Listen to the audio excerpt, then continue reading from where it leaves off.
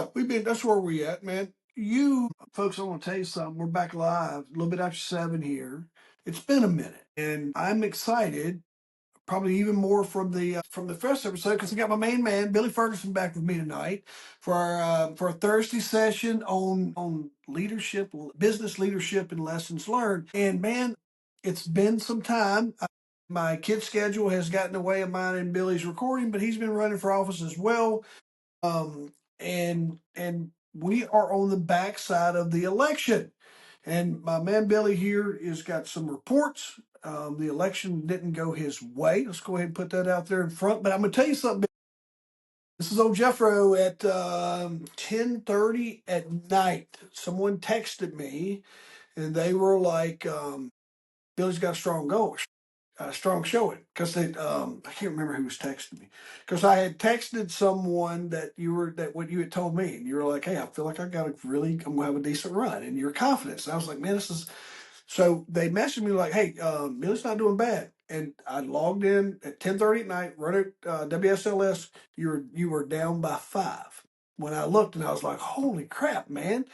At 10:30 at night, you were down by 5, and here we are. But I've never had anyone on my show that has we've talked about that has ran for political office, and I'm excited to hear about your experiences, man. Because here's what I'm going to tee you up, and I want to tell you about a story. A fellow from Virginia Beach was telling me he had ran for like a state delegate spot. And this guy's one of these dudes in his community. He was like, "I am friends with everybody." He said, until I turned in my stuff to run for office. And he said, some of my closest friends absolutely left tracks on my back. He's like, I never realized how the political game would change my life and my friendships and all these things that I had. And that was what he had told me a couple years ago when I was talking to him.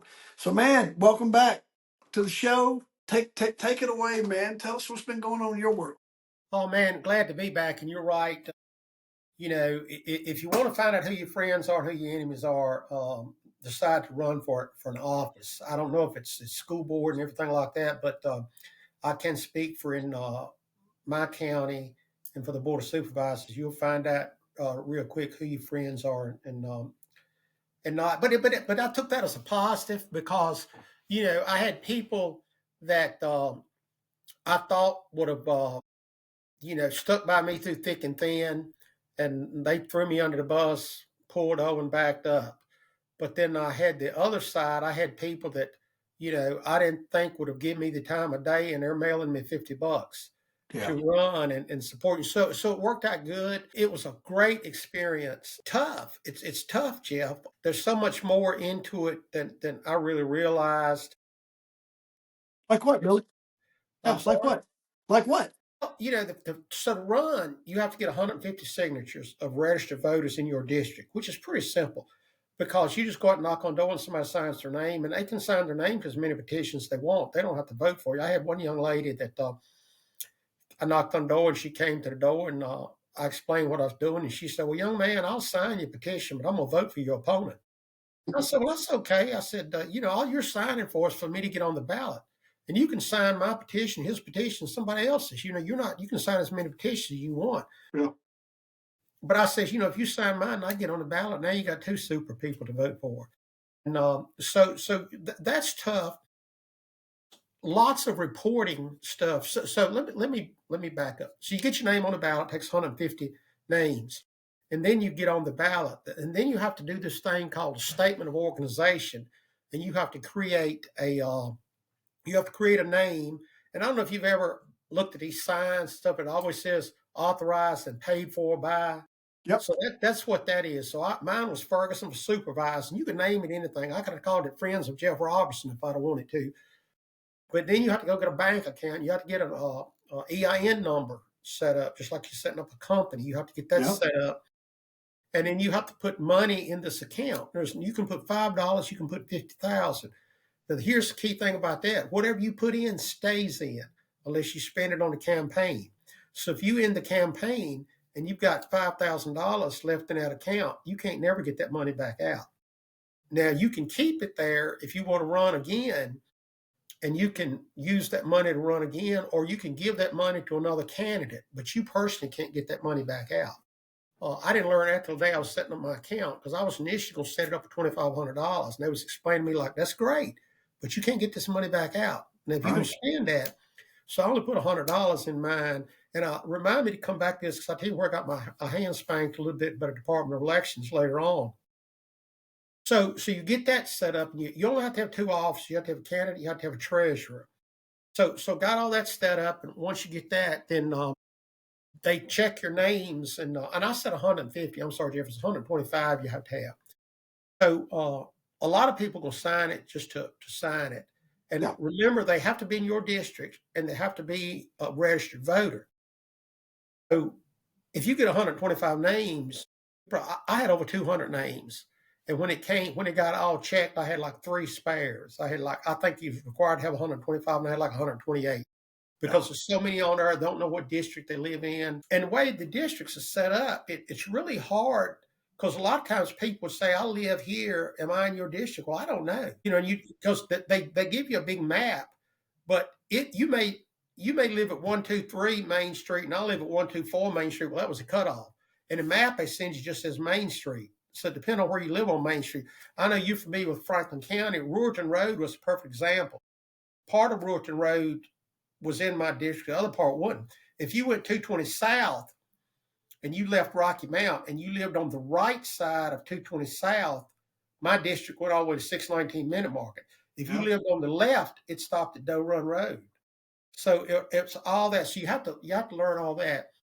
Well, then you got to start knocking on doors. You got to start talking to people. You got to appear at events. And then like every 3 or 4 weeks, you have to turn these reports in.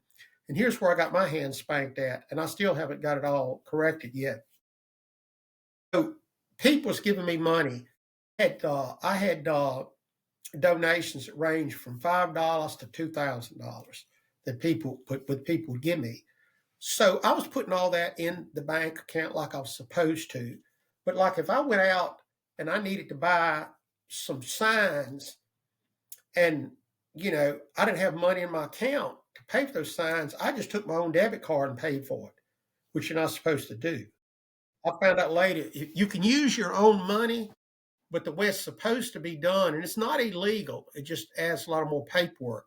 What I was supposed to have done was taken my own personal money and put it in that Ferguson supervisor political account and then spend it out of that account because it makes it a lot easier for record keeping. Because what happens now if somebody calls, because that's public information. So if you want to know who all gave me money, you can go on Department of Elections and find out who gave me money, where I spent that money at, and all. So the thing comes up is if you say, well, who bought your signs? Well, I bought them. Well, show me where you bought them. And right now, without this district paperwork, I couldn't show you. So what I had to do is go back to my bank account, show where I paid for these signs, send receipts where I paid for them. So there's a lot of the paperwork done.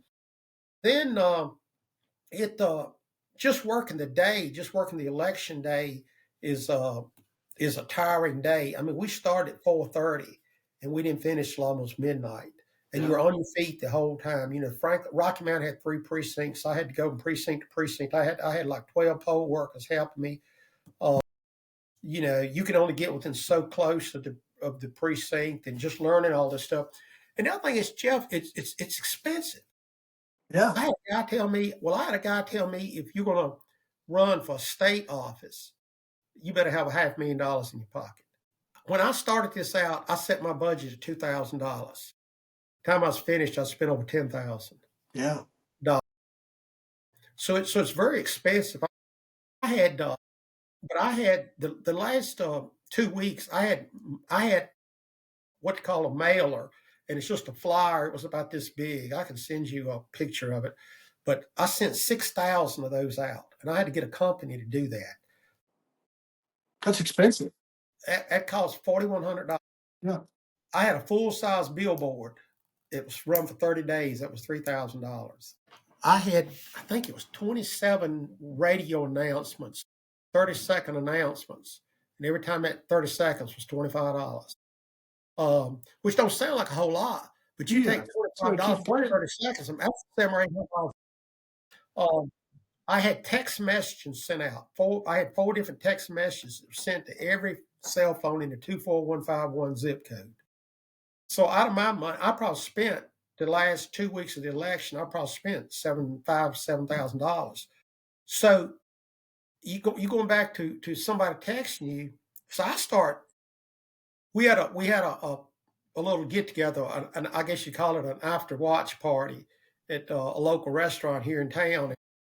So we had probably about 20 people there, and I bought all of them dinner for helping me out and all this stuff. So we got the computer hooked up to a widescreen TV, and the restaurant had done closed, so they closed for us to come in, and we're there and we're watching. First precinct come in, I'm down by 20 votes. So next precinct comes in, I'm up by like 50 some votes. Well, the third precinct coming right before the third precinct come in, somebody there says, "Man, Channel 7 just declared you the winner." I'm like, "What?" They said, "Yeah, Channel 7's declaring you the winner." So we switched over and they had a little check beside my name and everything. Third precinct comes in and says 100% precincts reporting. 3 out of 3 precincts, William Ferguson, 719. My opponent, 697. So I'm won by 23, 24 votes, whatever. But then I had a couple of guys that was helping with the campaign. They said, "Just hold up. You still got all these early votes. We don't know where they went." So when the early votes came, I ended up losing like 78 votes. So we kind of did a postmortem on the election. And I think what happened was that I did not put enough emphasis on the early election. I did not realize how many people vote early. Mm. And in Franklin County, in my precinct, in my district, there was a little over 2,500 votes cast, and over 1,200 of them was cast as early votes. Really? So if I'd took that money I spent in the last 2 weeks and spent, half of it in September and the other half at last 2 weeks, I think the outcome would have been different. Now I Well, was what do disappointed. you think of early voting? Like I voted early one time because I was going to be out of town. Is probably that common thing as folks that travel for work or they're going to be out of the area? What do you Well, think that leans into? That's a 1,200. no, that's been a big change. It used to be that's the only time you could vote early is if you was going to be unavailable on voting day. I'm traveling, I'm working, I can't get off, and it was a big form you had to fill out. But now early voting started September 19th, so you could have went to wherever your registrar is there in the county you live in. You could have went down and says, "Hey, I just want to vote early." Okay, here's a ballot. Vote. So it's just convenient. I voted early because I knew I was going to be working in polls. But a lot of people will vote early, and you can vote by mail. I foresee, and I talked to several people as to polls. I told them that they need to remember this because here's the Billy Ferguson hypothesis of elections. I think, and you'll appreciate this, but I think within the next 5 to 10 years, all your voting will be on computer. You will do it from your home. Because I think the technology is there. And I have people say, "Well, how do you do security on that?" Well, how do you do security if I vote and drop it in a mailbox? I mean, you can do that now. I can vote, take it to the mailbox, and drop it in. And they say in Virginia's you got to request the ballot and you have to be verified, like they do a verification. Some states seems like they just manufacture ballots or whatever. There's You some do, noise that goes on with that. But I do know that about Virginia is that you have to request that if you want to vote by mail, it's a verification process that you can't get 15 votes and try to hand them out to all your buddies or fill a bunch of them out or whatever. that is true, but how do you?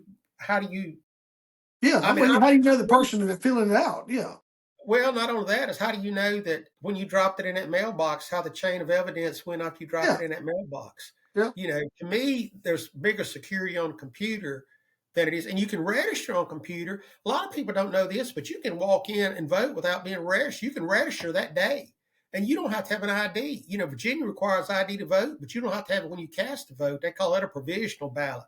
So your vote does not count unless it's like a tie, and you have to prove where you at later on.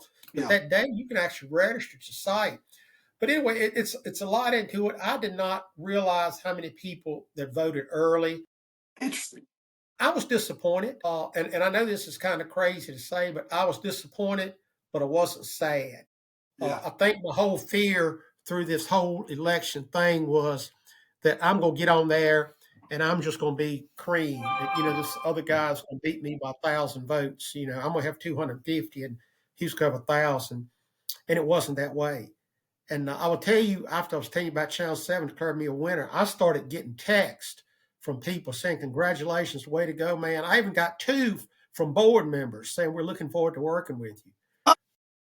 So, and I've still got those too. I Yeah, count that's those. right. So, you know, and I'll tell you another little funny story here. Is afterwards, and it still happens sometimes when I run across some people. They're saying, "Are you going to do it again?" And I said, "Well, let me put it to you like this way: if you're asking me tonight, and I'm talking about election night, if I'm going to do it again, the answer is ain't no way in heck I'm going to do it again." Yeah. But ask me 2 years from now, I said it's kind of like the first time you ever got drunk. If you drink and you got drunk and you got sick, you swore for 2 weeks you ain't never gonna drink another drop. You ain't never gonna do it. But then in a couple of years, you forget how bad you felt, then you went and Yeah. do it. So I will tell you that all my signs I used are in my basement, all my banners I used are in my basement, and all my contacts I have listed. Who knows what 4 years now is going to bring? But the most thing I was proud of, Jeff, I ran against. So going into this, and I think we talked about this one night, I only had an 8% chance of winning because the Really. incumbent wins 92% of the time. So I was up against a two-term incumbent that had powerful endorsements from senators and House of Delegate members and had a lot more financial resources than I had and only lost with 78 votes. So I think that stands on says there ain't no shame in my game. I did well and I'm Yeah. proud. I knew you. I mean, I kind of, because I know you. I knew that you would be really excited that you had a strong showing. I know it wasn't the results that you wanted. I'm happy for the other guy. I'm not, but just listen, knowing you in the way that it ended. If it had been different, you would have been. We'd been, folks would be having a whole different conversation about Billy's agenda and things he'd like to have done.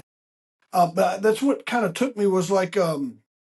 I had shared with someone I can't remember who it was. They were like, "Hey, did you see this?" And I go, "Yeah." I said, "But when you look at that, is 50 almost."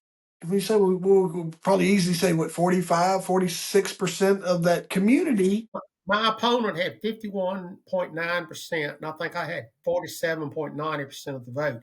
So that's what I was going to say. If there's a positive that comes out of this, you know, it was almost half of the people did not like my opponent, He likes or didn't politics. They like say what he's a he bad stood guy. for.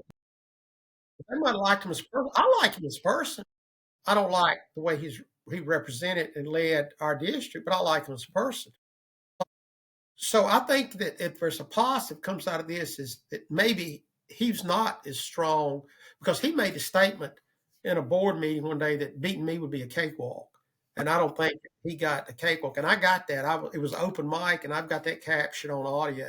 And I Really? actually used that. Yeah, I used that in part of my campaign. That here's somebody that's conceited enough that I knew he called and reported some of my signs and got them taken down by Public Works. I That's had all this. normal. That's the way I've been friends. Yeah, that's He friends. was bragging to somebody at a meeting, and there was an open mic. It caught him at that meeting, and somebody sent it to me Really?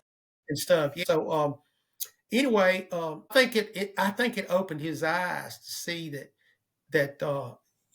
maybe some of the ideas that I was putting out there were some things that were Yeah, positive. that's what's Community maybe to development. help him. Maybe to help him. Maybe Absolutely. to help him some of his stuff. Right? I think it gives all of us the time to evaluate, and hopefully he Yeah. does the same thing. Yeah. And All I that called thing, him the down thing, there. the thing we lose sight of, Billy, in these scenarios where it gets between Billy and your opponent and all, but ultimately, we're here to serve the people, and we just want to do what you're. Absolutely. I think that when we look at that, is hopefully, I think I'm really excited, and I hope you would. I hope, and I think it would for me, just knowing how I would be like, hey, I have to really take a hard look at things because I'm here to serve the people. Tommy, my friend Tommy down Pennsylvania County, is doing police work. He reminded me that he goes, you get on the job, Billy. I'm 100% guilty of this. I'm just griping about everything that I had to do or got to do, and just kind of having my own little pity party sometimes. And I heard him chewing somebody's butt on the phone one day, and I was like, "What's that all about?" And he said, he forgot what he's here for." And I was like, "What did he forget?" He goes, "He forgot he's here to help people." He says, "Sometimes when we start griping too much, we forget that our job is to help people." And I think that's something to be said there. Yeah, and it was an enlightening experience. There's a whole lot of stuff that people don't realize about politics. Uh, so it was a learning. I'm glad I did it. What And was like your I said, I'm biggest not surprise? mad. Like, go back and say, man, if there's one thing that the biggest surprise I had was. Probably the biggest surprise I had is that the community that I was to represent had no idea who their current representative was. All right, so, dude, Probably 90% of the people I knocked on the door, they didn't know. And I think what I found out was that unless you have an interest in politics, that they don't really care. they I mean, read the you know, noise. as I long as was, it's not affecting their day, you know, as long as it's not affecting their day, you know, uh, they didn't care. And I'll put that in mind of your world. You'd be surprised how many people out here in Franklin County where fire and EMS is predominantly volunteer, they think everybody out there is paid. yeah, everybody's fake. Yep. And you may come to Roanoke City and they think everybody's volunteer. They just don't know because they've never, 10% of the population will make 100% of the 911 calls. 90% of the people never call 911. And it's the same thing with politics. If you haven't, I go down twice a year, pay my taxes, and that's it. And I think that was the biggest takeaway of everything that surprised me. And the whole thing was they don't know who the representative is. I was in a meeting and someone was explaining the political officers, like I think in a city, and a couple of people was like, "Well, what's our term limits?" And the lady's like, "We." And the room paused, and they're like, "Have we passed that yet?" And I was like, "No, there's no term limits." And the people, there was like half the room were like, "What do you mean there's no term limits?" And they were mind blown. I was like, "That's you guys. We scroll and talk about that on social media a lot, but it's never something that's put into action." And they just assumed because they saw it on social media that had to take hold because there was so much noise on it. And I Let was me with add you on something that. to that. How many people don't understand that? Well, let me add something to you. On a local election, you can't have term limits in Virginia. Now, people will tell you that Rocky Mount has approved term limits, and the mayor can't be no more than 3 terms. Rocky Mount Town Council did, but it's not binding The because it state goes didn't back. ratify that, did it? No, it goes back to what we've talked about earlier on in times doing this. Is Virginia's a Dillon rule state, and right now term limits at the local election has never been approved by the General Assembly. So there's a lot of That'll be something that will mushroom into. That is something really cool because you got to think Rocky Mount is the trendsetter. Little small Rocky Mount population 6,800, I think is what it was, Bill. it's less than that. It's 4,090 the last Yeah, time I checked. 4,090. 4,090. The Vernick Civic Yeah, Center would hold Rocky Mount. twice, 3 times. Yeah, That is the one of my things was platform. I don't think that, and I think this is from the lowest elected official all the way to the president that there ought to be term limits. You ought not be able to get it there and make a career out of it. And that's one of the things I campaigned on. But if I'd have got in on that, then we'd have had to work with the General Assembly, do that. Now, there's lots of jurisdictions, and that's a hot topic, that's working with the General Assembly. But so far, they have not approved to allow localities to do that. Now, Roanoke City Council can come in and vote and say, hey, we want term limits all you want. But until the General Assembly approves that for Roanoke City, because remember, the Dillon rule state, you can only do what the General Assembly allows you to do. yeah. Where a home rule states you can do anything that's not prohibited.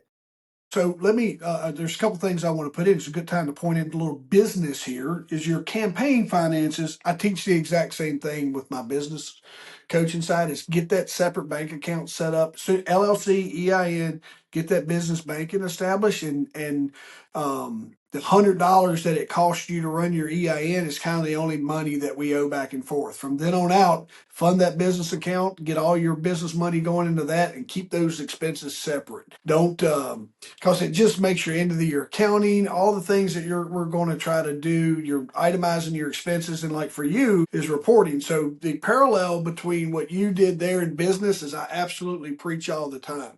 The other thing I would tell you that you that kind of stuck yours on the Dillon rule thing was we talked about one of our episodes about taxes and we tax cigarettes. The General Assembly has given localities certain parameters on where they can add extra taxes. Case in point was like Roanoke City. I think it was Roanoke City a couple of weeks ago. They wanted to, why don't we have a $20,000 tax on vape shops? or some kind of astronomical number or some kind of fee, and that's what I was trying to explain to people. I'm like, yeah, they could do probably a license thing on the state level, but or on the locality level. But as far as being able to tax some of versus raising meals tax, all right, let's do this. Let's tax everybody wearing that every Under Armour sweatshirt that's sold in Roanoke, Virginia is going to have there's going to be a 2% additional tax on it. There's some localities outside of Virginia that do that to fund certain projects or what have you. That's not something that Roanoke City could do. They can't, there's only certain parameters, or in Virginia as a whole, there's only certain parameters that a locality can come in and add a tax that's not approved through the General Assembly. And that's a home rule state. You got three types of states. You got home rule, Dillon rule, and you got a combination. And Virginia is a Dillon rule, and it's a very strict Dillon rule. If I'm not mistaken, and I could be wrong, and you might dig into this, you might already know, but I believe that Roanoke City was the first jurisdiction in the state that was allowed to do the bag tax, where they put the nickel on the plastic bags in the city of Roanoke. So if you went to Yeah. like a convenience store in the city of Roanoke, you had to pay a nickel if you wanted a bag. And I think they were the first locality in Virginia that was approved that. But you're right. You can go to Greensboro, North Carolina, and a home rule state can do anything that's not prohibited by the state. In Virginia, you can only do what's allowed by the state. Up until just about 5 years ago, you could not have a cigarette tax in a county. You could have it in a city, but not in a county. But now you can, and you're spot on with that. And what you're saying is, and I get it. I don't know why I wasn't thinking that way. I understand why I needed to put that money, because now I'm having to do a lot of extra paperwork to close out my election stuff, which is not closed out yet, to show what money I spent and where I spent it.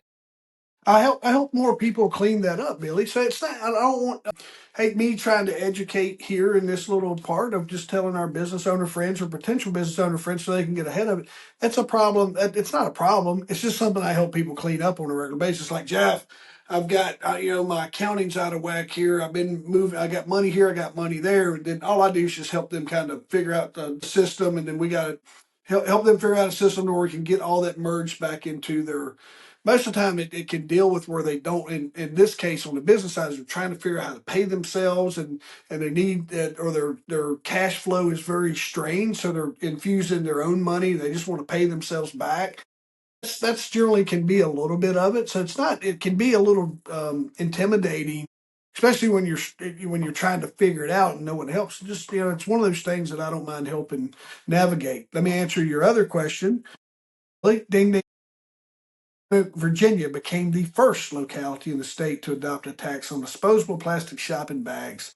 The council approved 5-cent tax in May of 2021, making it the pioneer under a 2020 state law allowing them. And then basically the law took effect in 22 and or the rest of the like Fairfax, Arlington, and the Fredericksburg, Alexandria all jumped on board at that time. So you're spot Yeah, on with so it that, looks man. like that, if it was approved in 2020, that localities could do that, and it was left up to the locality, and then they started doing it in 2022. I believe it was what you had said there, is the way it was. Yeah, yeah.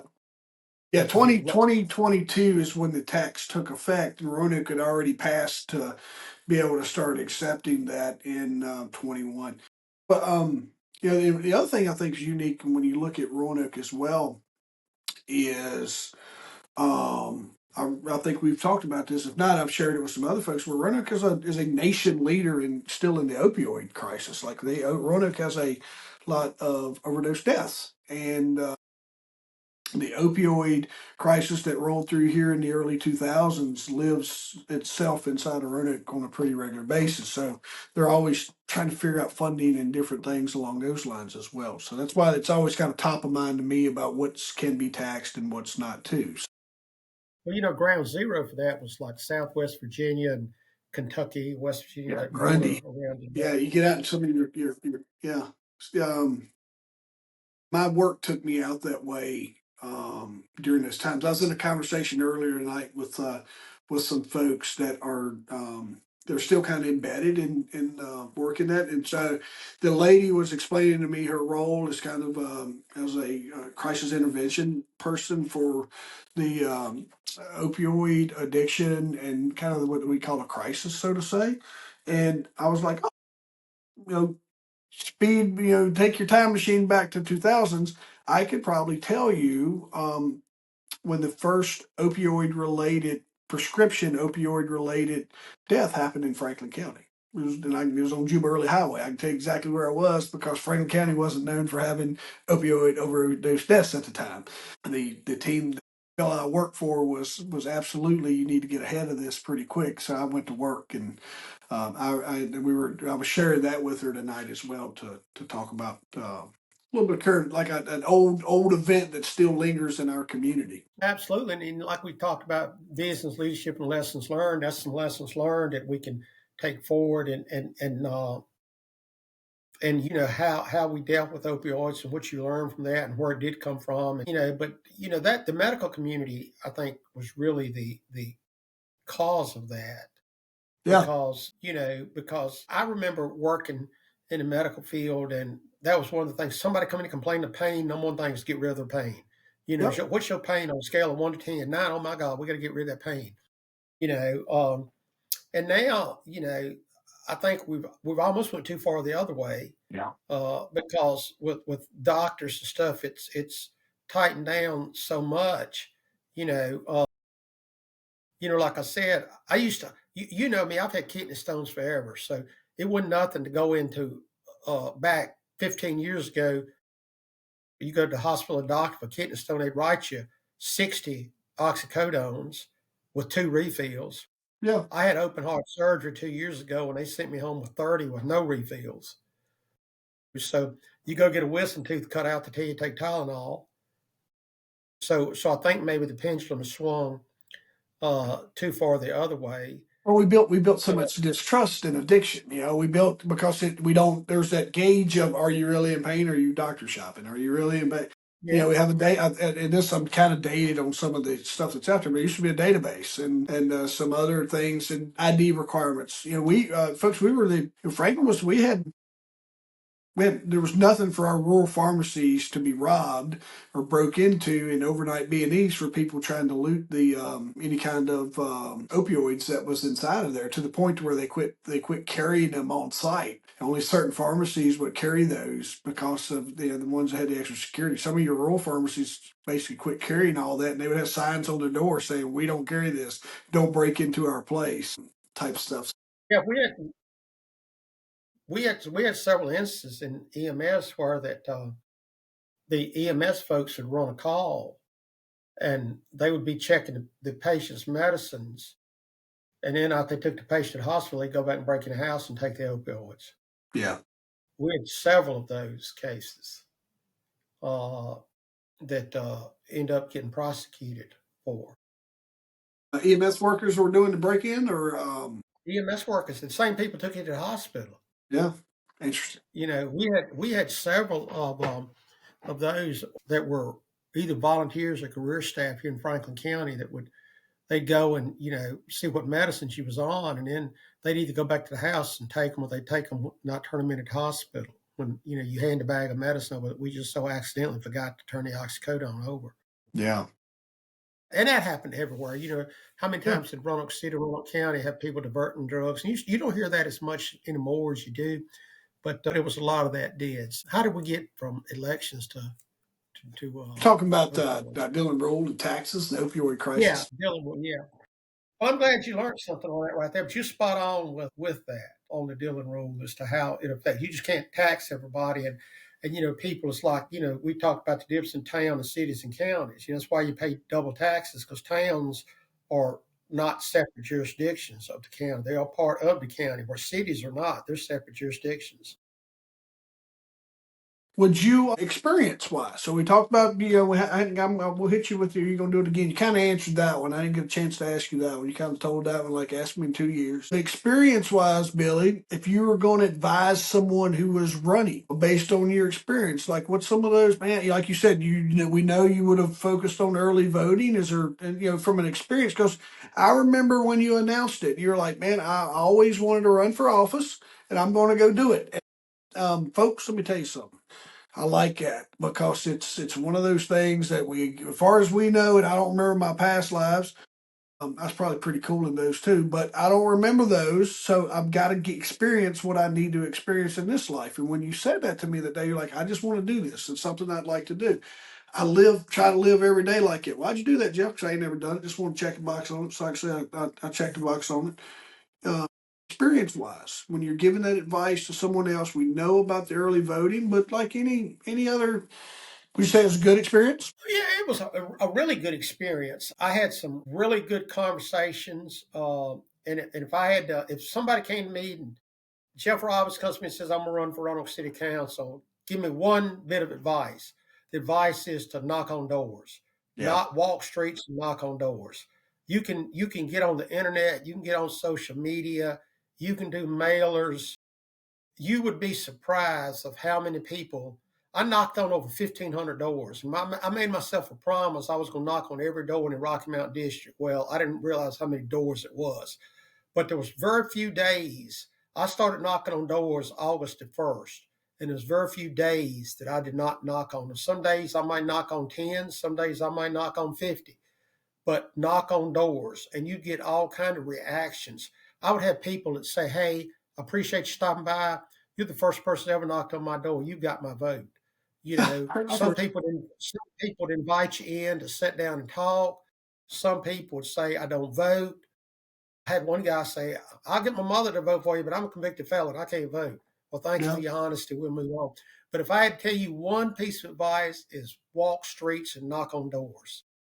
You've got to have that personal connection, and it's different when you're sitting there looking somebody in the face, asking them to vote for you. And that would be now. There's other things that we could go to lessons learned. There's some things that you got to be really, really careful about how you say things Yeah. because that can get you in trouble real easy. I was careful never to use the word I promise. One thing I promised that I would tell people, I'm going to make you one promise, and that's to work for the people in the district. Can I promise you that I'm going to get you trash pickup? Absolutely not. I'm one vote out of seven, but sometimes you get caught up in that. And it's really, you would not, and maybe you would, but it was even careful how what you wore, Yeah. where you went. I had people advising me, hey, you go in there, you wear a t-shirt. Make sure you don't wear a blue one because people will think you're a Democrat. Don't wear a red one, so they'll think you're a Republican. Yeah. You've got to walk down the line. Hey, you need to be at this event. And I had a couple of advisors, and we'll talk about that offline sometime. But they would say, hey, you need to go. You can do this. You can do this. You go into this political forum. Well, right here's some sample questions that you got to ask. I went. It reminded me of the old Jeff Krasno commercial on TV. I actually went and met with some of my advisors, and they would act like the people asked me a question, and they would ask questions just like the thing was, and see how I would answer, and then they would say, "Oh, good, oh, well, don't say that. Right here's the problem if you say that." Yeah. And so you had to bone up on that. It was almost like and it was debate planning, I guess. I had to go to. I was on a. I was on a podcast. I was on a couple of them doing the election, but one of them I was on. The guy that was working with me says, "I want you to take a notepad and I want you to write down every question that you think they're going to ask you, and then we're going to go over the answers on how to properly answer." I had.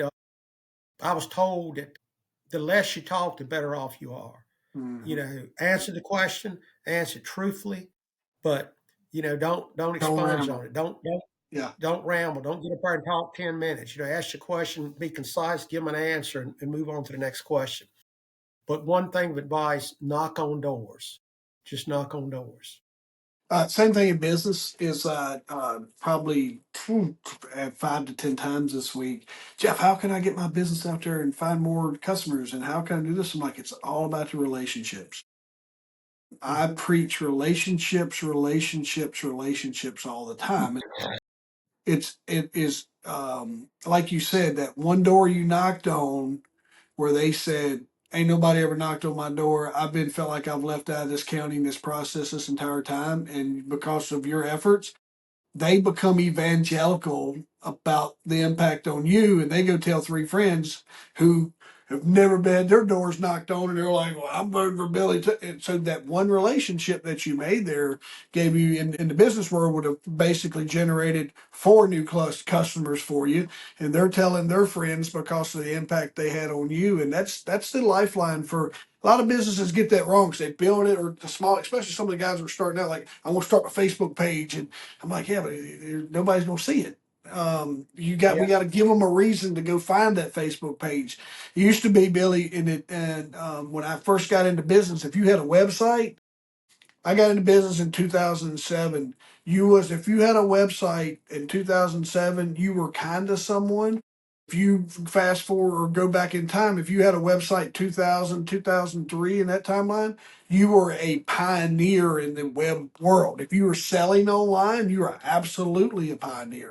Now, when everybody's like, Jeff, I'm gonna get my website, everybody will find me there. I'm like, that ship has sailed because everybody's Yeah. got a website. This is where we are able in the political process and in small business, same thing. This is where I like to say we get good at our inefficiencies. And inefficiencies is going to put those flyers in people's hands. It's dropping off those business cards. It's asking people like, hey, do you know three friends that could use my business? No different than you and your search and stuff. How about your podcasting experience? I think you did some stuff live in person, maybe? I did some live stuff. I did several podcasts. One of them I didn't do real well on.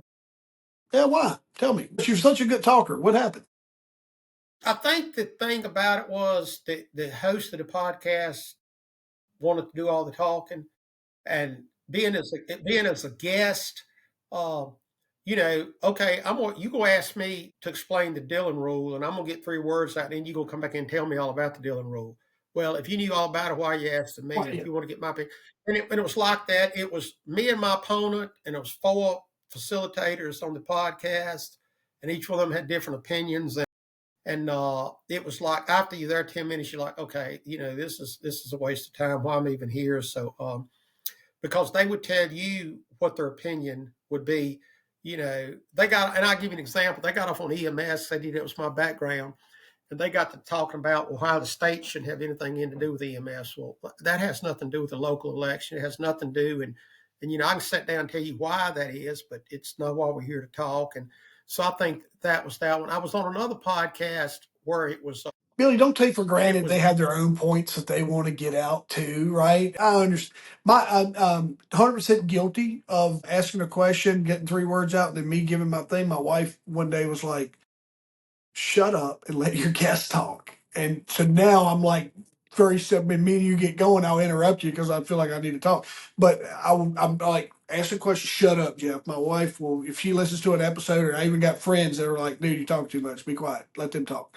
I have people police me on that because I don't want to be that guy, but because I understand this is your time in that case. So, but I understand that in some of those cases, I've been on podcasts before to where they want to give you their insight, and I think that's all right. It's just you just got to get used to, you got to know that where you're at with that. And I'm just, those never bother me when I'm on those. I just kind of go with it, and then after it's over, like, hey, it's good listening to you talk. Have a great day. well, maybe I used the wrong word there. I guess there's I think that what you and I do, there's times for that back and forth.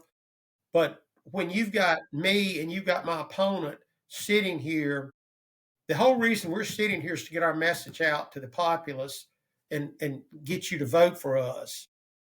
You know, it's not here for you to get your message out because you're not running for the election. And that was from that was a learning experience for me. And from then on, anytime I'd done a podcast, I would have a talk with the whoever's asking me to do the podcast. I'm saying, look, I'll do this, and we can do it live, we can tape it, whatever. But here's some ground rules that we're going to go by. and nobody objected to them. And I had some really good. I did one called Country Roots podcast, uh, which was very good. I think we could take questions live. The guy basically briefed me before we went on of what questions he was going to ask. Stuck with those questions. The guy probably didn't say, other than asking a question, he probably didn't say 20 words through the whole thing. I think that was very good. Yeah. There. Um, we did do a forum, uh, How and was that? that was great. They had everybody in Franklin County that was up for any office, from House of Delegates to Senate to school board. Everybody was there. And what they did was they put us all across the front of this room. It was probably 200 people there. And it was really done like the presidential election when they do their debates. And each candidate, they had questions that were for everybody. And then they had specific questions, like, for example, they may say, here's a question for the Rocky Mountain, the two people running for Rocky Mountain District. And then they would ask you a question. And then you had 2 minutes to answer that question. And then at the end, so each candidate got 4 questions. But at the end, they took questions back from the audience. So when you came in that day, they wrote down a question that, so they kind of took a break. And when you came in, they gave you a piece of paper. When they took a break, you turned that piece of paper in, and it had who you want to ask that question to and what is the question. I'll give you an example. Like, I got asked 3 questions on that, and one of them was, what would you do? Diamond Avenue. Diamond Avenue here's got Yeah. over 100 houses. There's one way in, one way out because of a railroad, and they've been trying many years to get a second way of egress out of there. And they asked me, if you were elected, what would you do that the other boards for the last 30 years haven't done? What would you do to help these citizens get an ingress and egress other than the one way they've got? The second question they asked me was, with my time on the board, my time as director of public safety, how come I didn't have more minorities working for me? Which is pretty simple. Nobody applied. I mean, it's kind of like, look up here, everybody up here is white. There's no minorities up here. I can't hire what don't apply. Yeah. And I gave some examples of some minorities that we had hired. And then my third question went back to an incident that happened here in Franklin County. If Franklin County was accused of some type of wrongdoing, would you support them doing a self-investigation on themselves? And my answer is no. Yeah. But that's kind of like, if Roanoke City has a shooting, Roanoke City's not going to, an officer involved shooting, Roanoke City's not going to investigate that shooting, state police is. You don't investigate yourself, of course. Yeah, generally, yes. Yeah. But and a lot I've of seen times it go larger different on some of that. Yeah. and some it does, but I think the larger you get, and sometimes it has to do with the police chief. I think the new police chief in Roanoke that they have now doesn't do that. But It's just but good I told practice them, to have oversight, Billy. It's just I you would don't welcome why outside. open up the can of worms for a conspiracy. Those were the 3 from the audience question I had. Would you And I'll say tell on you, that I diamond think, extension thing? What'd you say on that diamond extension thing? well, Connected to the I YMCA? told them that. I told them that I had been involved in that work, and the that there had been a lot of challenges with that, and there had been attempts to make it. But I said the biggest challenge that I see is that I think it's going to happen because I think the town's going to annex some land. Actually, you can't say annex no more. It's boundary adjustments. But the biggest thing, Jeff, and I'll just be straight up honest with you, that that you would have this groundswell from the community, and the county would be, man, we're going to do it, we're going to do it, we're going to do it, we're going to do it. And then the swell would kind of go down, and then Yeah. it would just kind of go away till 3 years and go, people 3 years ago, y'all told us you was going to do this. Oh yeah, we got to get back on that. So then it'll swell up again. And I thought that, hey, that you just wasn't vocal enough. You got to voice your opinion and keep voice your opinion. Show up at every board meeting, look these board members in the eye and say, hey, why haven't you been out there getting this? Because, and I do think it's going to happen. I think it's going to happen very soon. We came very close about 5 years ago, ran into some fair questions. We needed an easement through some property, and our selling point was the easement was going to be only for emergency vehicles, and the property owner was like, well, I can understand that, but how you going to police that? And we didn't have good answers for You that, have an for other than that, saying, yeah. well, yeah. I mean, we can patrol through here and we can come through here every now and then, but I could come through here every hour for 23 hours, and I'm on 24 somebody's going to cut through there as a Yeah. shortcut. So Billy, I I want think to the tell main thing you, I said that. I'll tell a Billy story here when you talk about the applying to minorities, because they won't get the application. And Billy, since I've been 15 years old, you've always been an advocate for getting people to apply, to the point where me and you was on that call one time, and they was chewing our butts about our response time, I know and where this is going. Yeah. yeah, and you said, and we had the lady up and whatever, and you were like, you shut up," and because they were yelling at us, you like, you shut up," and you turned to the guy who was bad about our response time, and you said, "And if you feel like you can do any better, you put in an application." So you've always been in recruitment of all walks of life. So to your credit, man, I was 15 years old. Me and you was I was riding with you. Uh, Hmm. and you told them guys that, man, we've always told that story. We were But surrounded. that's a challenge everywhere you go. I mean, you We can't were hire what's not a. Yeah, you can't. Oh, I remember that. You can't apply. You can't hire what's not applying. And I think the organization ought to represent the demographics of the community. But I can't. You know, I mean, we would take applications. I mean, Jeff, the whole time I was director, we probably got. And I was director for 7 years or 6.5 years. We probably got application for minority half a dozen times. Yeah. And all except maybe one of those, we hired those folks because they're well qualified. But it's like you said, you're looking up here who's running. There was probably 10 of us sitting up there that night, and every one of them was older white males. There was Yeah. no females. There was no African Americans or people of color. There was no Asians. Where they It do was that at? older Where'd y'all white. have that? We did it. They do it different places. We did it. Typically, the ones they do here, they'll do it either Trinity Ecumenical Church or the Okay. Pig River Community Center, where we Yeah. were at. And it Yeah. was very well put together. Very Yeah. well put together. Yeah. I remember the last one I sat in on that was at Ferrum College. They did one at Ferrum in the big auditorium Yeah, there. yeah, they did it for us. You've been proud of them. I said they called us up to do it that night, and they had a podium which had to go up to it. The guy that was kind of facilitating it was a guy named Eric Anspall. And I was probably like halfway through when he called me up, and I got up there and I said, Eric, and I was looking around. I said, what's the deal? I thought I'd go and get some walk up music or something when I was coming up, and he said, well, he was going to play, what did he say? Was going to play Hail to the King. We didn't Yeah. think that would go over too well. But that broke the ice. Everybody cracked up. I think I'm a good communicator and a good talker, but I've always got Yeah. to I break that agree. ice. And it goes back to what I told you one time.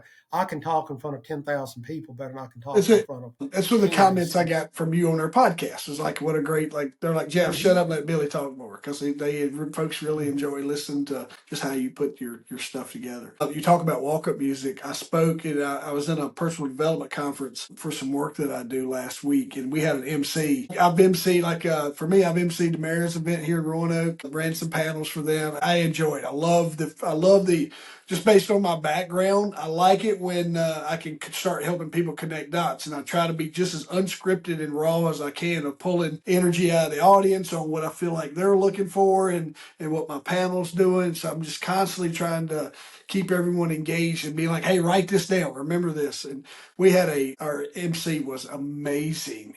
And when he introduced him, sometimes this event, man, it's not as energetic. This guy was just like, he brought the fire. And the last day, I texted the lady who I used to work with, great people, and went to AI and I created a walk up song for him. I'm like, listen, I had this big speaker down there they was using as a microphone speaker when we need it, and I was like, hey, you got that big speaker down there? Here's just create some walk up music for him. And they were like, so when I get downstairs, they're like, we want you to introduce it.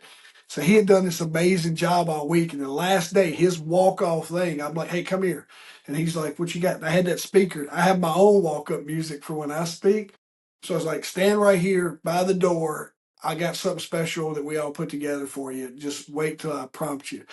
And I hit my walk up music. And I walked in, we had this huge JBL speaker, Billy, one of those good ones. And everybody was like, "What the crap's going on?" And then it's like, "Listen, we part of this conference was when we introduce our MC is our MC has to have walk up music." And I did not realize that the job that this fellow was going to do for us all this week, and I have totally dropped the ball. So while you were all out having fun last night, I went to the recording studio and so I made him a song, and he came in dancing to his walk up music. So I'm with you. I absolutely believe in a little bit of setting the tone with some walk up music. You got to do that. And you mentioned something there too is when I'm out doing a presentation, the minute, there's always some nervousness, some anxiety when you step in front of the crowd. But the minute you start getting that two-way dialogue with the audience, it's game over. Yeah. You've got them in your hand once you get that going. And I always feel so comfortable. That first hour is kind of like, but if you get that icebreaker going, or you get, a funny joke, or even if it wasn't meant intentionally, you get that, once you get that coming back at you, it's The relatability. You've won it. You've captured it. Inability. Yeah, I love doing takeaways after it's like, hey, right. I try to create action items in all of my points. Like, hey, right. And when I was doing the mayor's thing, is the panel had said something, and I stopped and I said, "Get your pens out." What this person just said is y'all sitting out there like this is said every day. I said that's $100,000 worth of advice. Get your pen out and write that down because it's a difference in word and taking action and not. So I try to drive home those little relatability points and add a little fire, a little motivation because sometimes that's just what I like to do.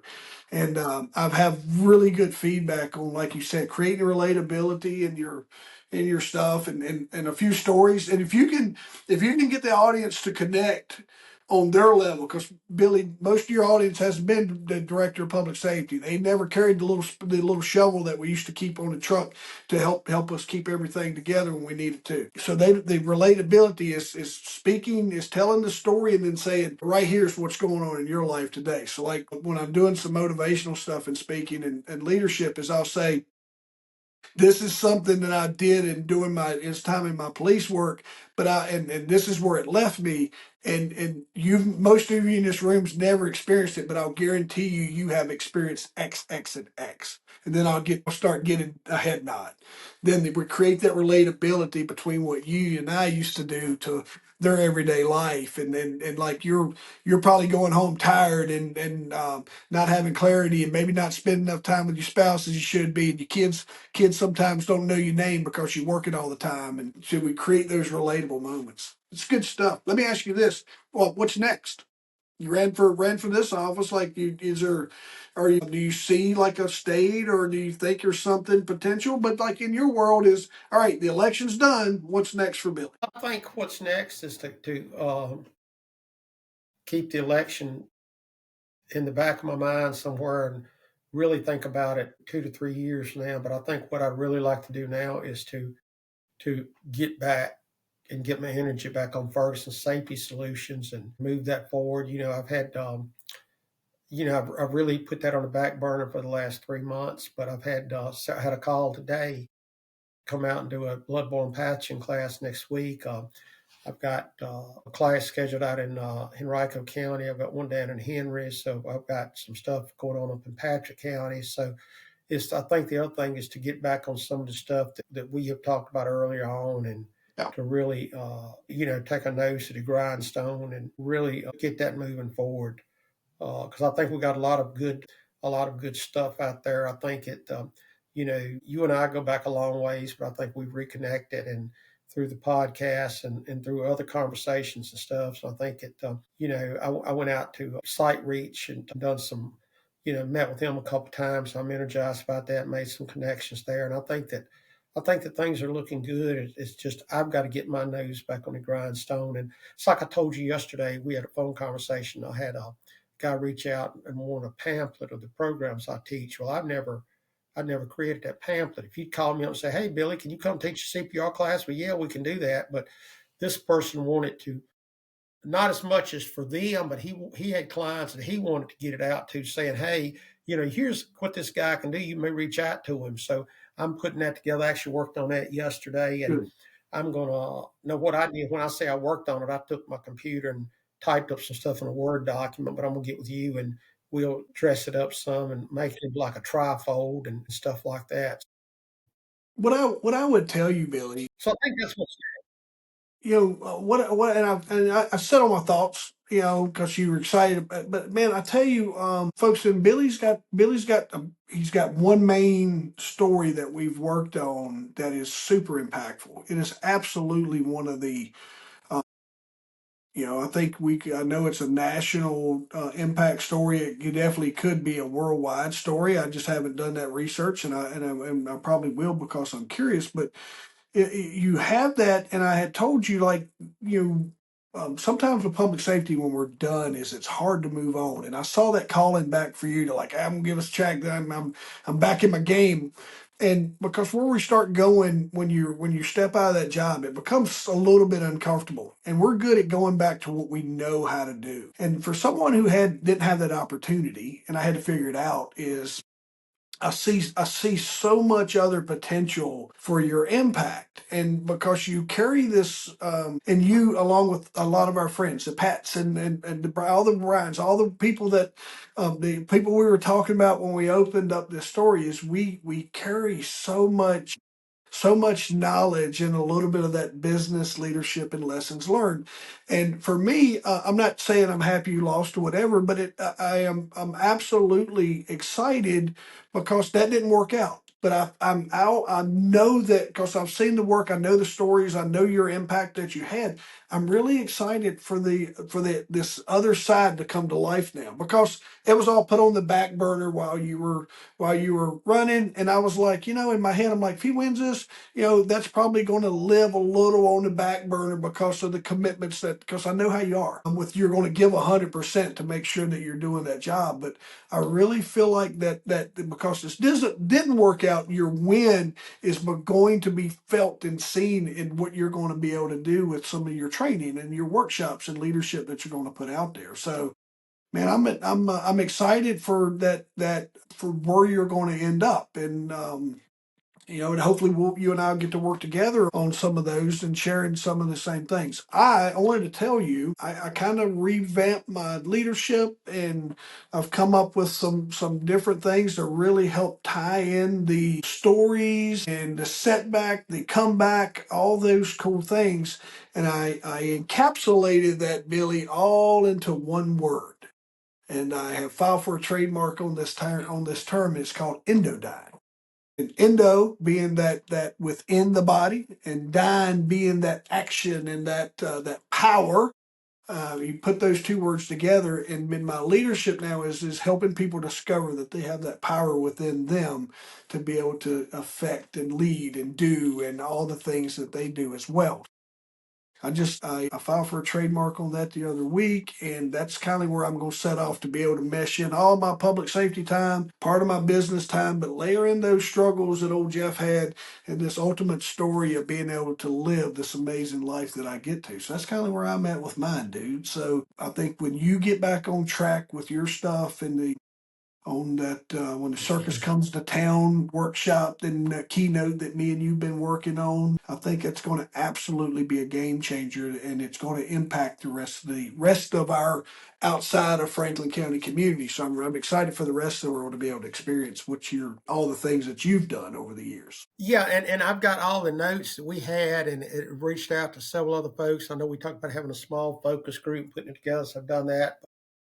Reflecting back to what you said earlier, without talking a lot about it, go back to the circus comes to town and get on Google, and you'll see that is not only a local state, but there's several British TV stations that Yeah, carried that story. worldwide In the news, man. UK that you can see that was a worldwide news, and I think that we do, and as part of the teaching I do down in Richmond, I've got an hour lecture that is just enough to get started, but it focuses on are you ready today when you walk outside and CNN and Fox and Newsmax is all sitting outside, not just your local WDBJ, but what happens when those are sitting outside? What happens when the BBC is sitting there? And you can't work this morning to do what Jeff does every day, but now something catastrophic has happened, and now Jeff has got to go out and talk to these people. How do The you microphone gets put spin in your that into face, a policy? right? Just like, Yeah, it's right. And you're either gonna win or lose. If you don't say something, they're gonna go, well, "What you got to hide?" yeah. And if you don't give And me it a goes back to story, like what we've said. somebody down in Everybody wants that Ferguson, opportunity, but not everybody can handle it. Everybody wants that. I can do that. Shoot, that's I right. watched Billy get up there and do that freaking thing. But then I'm tell you what, when the camera comes on, it's a different thing. Yeah, it is a different thing, and you can just take that minor thing that you might not have had.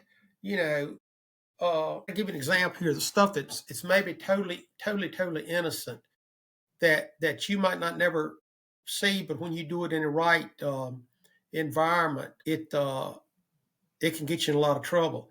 Can you imagine being out there that you're the business CEO, and something catastrophic has happened at your business, and here's all these cameras.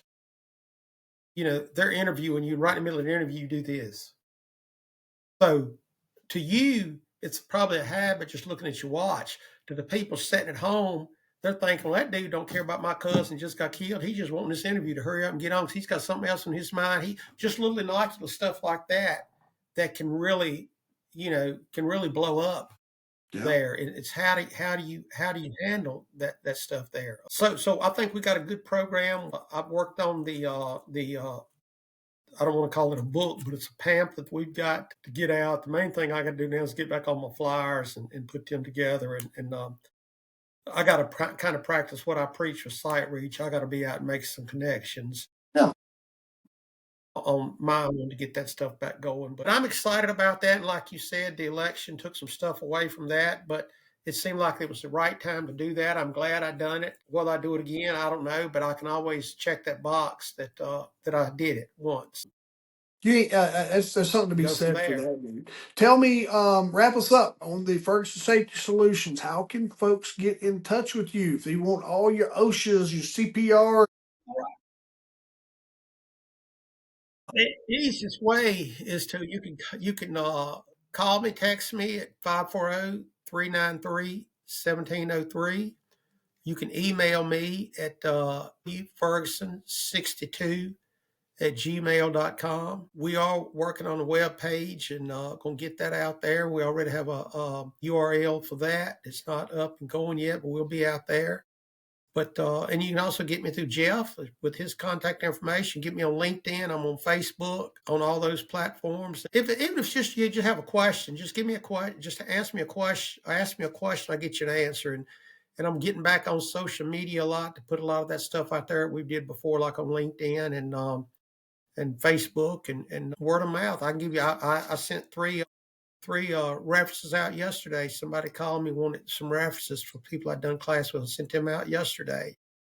So yeah, give us a chance. Let's talk at least. If we can help you, we'll talk when, how, and prices at that time. But talking is free. So give us a call and let's see if we can help you. And if we can't, one of the other things, Jeff, I forgot to mention, I'm also back doing some expert testimony for attorneys.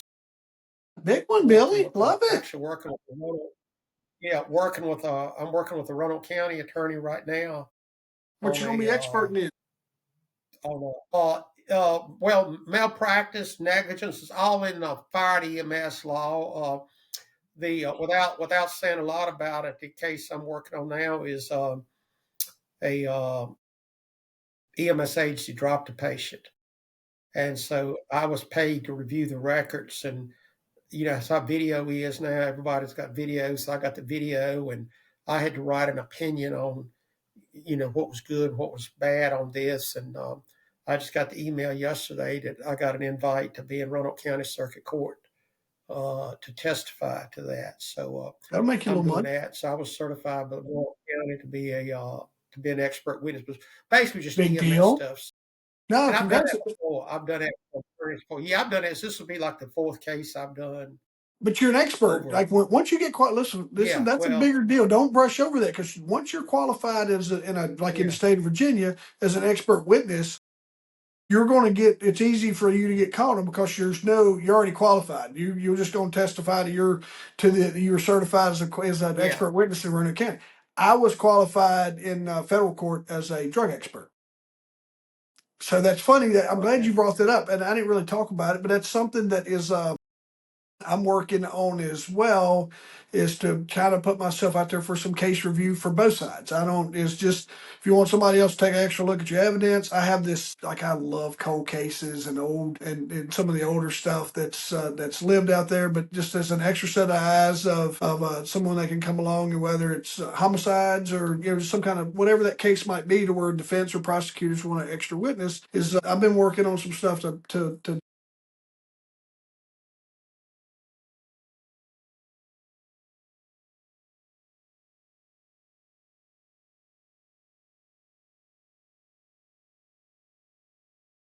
Okay.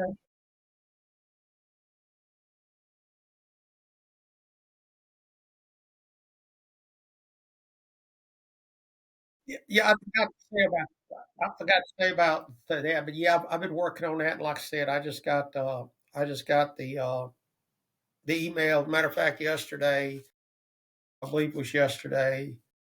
go to LinkedIn and make sure you have, if there's a category for expert witness or something along those lines. But we should at least create a little bit of LinkedIn content for you about this, that who you are. Even if you go to LinkedIn and do a blog post on that, or just something that creates that, so when it becomes searchable when folks are looking for that expert, because you don't have an active website yourself yet, but as you do, we'll create content for that. Right. That's something you can publish on a LinkedIn blog or whatever. I can walk you through the steps to make that come to life, to where if there's other jurisdictions are looking for that, because that's ultimately you could find yourself all over the world testifying in cases along those lines, and at $250-300 an hour probably. Yeah, that's you right in the ballpark Yeah. on that right there. So yeah, we'll talk about that offline one day. But I've done it several times before and had some interesting experience on it. And this was kind of ironic. I get this call from my wife one day. It says, "Hey, do you know X?" And I'm like, "No, I ain't never heard tell of him." And she says, "Well, he says he's a lawyer and he wants to talk to you." She goes, "What's the law you want to talk to you about?" I'm like, "I don't know. I ain't never heard tell this guy." And she says, "Well, I told him you call him back." So I called him, and he says, "Hey, Billy, first of all, I'm going to apologize for calling your wife. I don't even know how I got her number, but I had it. And I just want to talk to you about this." So we made the connection there. And, I had to send him a resume and some credentials.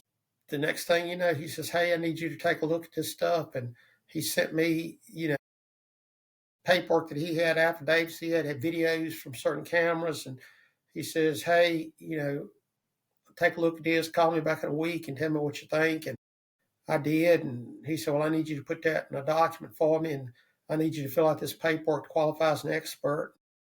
And then, like I said, just the other day, I got all that approved. And I got a thing here to go to court. I got 4 days, 2 in September, 2 in October, to be in Roanoke County Circuit Court, because it's two different.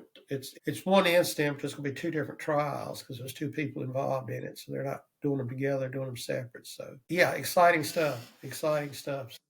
Well, it is. I mean, I think what you lean into, and we'll wrap it with this, is like you have that.